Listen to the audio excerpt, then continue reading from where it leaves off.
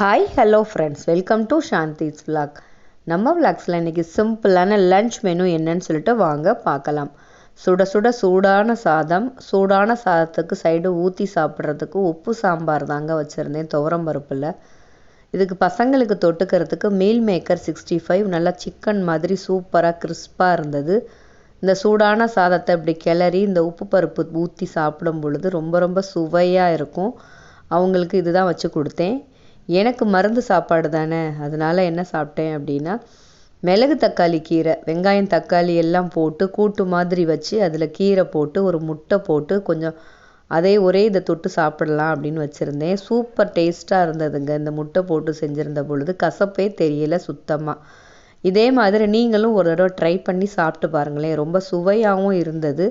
இதுக்கு சைடு தொட்டுக்கிறதுக்கு எதுவே வேண்டாம், இதுவே போதுமானது. இதே மாதிரி ட்ரை பண்ணி எப்படி வந்திருக்குன்னு கமெண்ட் பண்ணுங்கள்.